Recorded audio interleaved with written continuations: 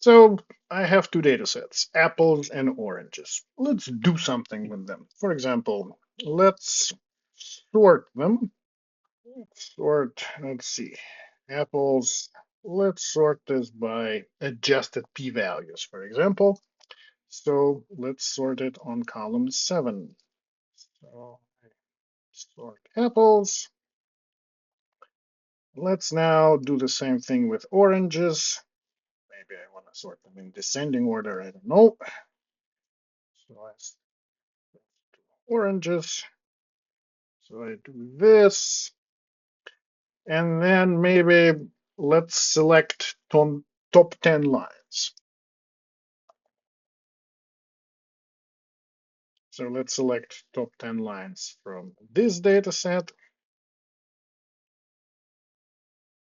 and let's select last lines from that data set. Something like this.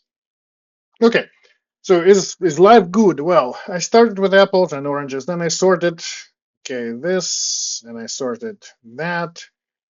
Then I selected first on dataset 3, which would be this, and then I selected last on dataset 4, which would be that.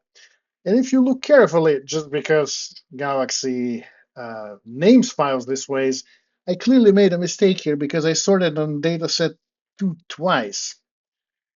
And so as you build these things up, it actually becomes kind of difficult to figure out what belongs to it. So this data set number 6, does it correspond to apples or correspond to oranges? Well, since it's derived, so this is derived from 4 and 4 is derived, it's probably oranges. But are you sure? There's a better way. I have exactly the same history, now it's just called tags, same apples and oranges. But before I do anything with them, I'm going to add tags. So what I'm going to do here, I'm going to click on Add Tags, and I will prepend my tags with a hash. So I will call these apples,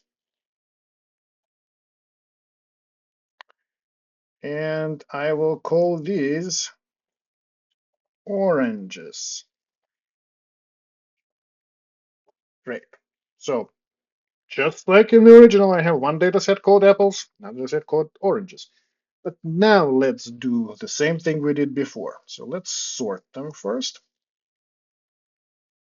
Let's start with apples. Let's start apples, descending order. Boom. Let's sort oranges, ascending order. Boom. Let's select first from apples, and let's select the last from oranges, for example.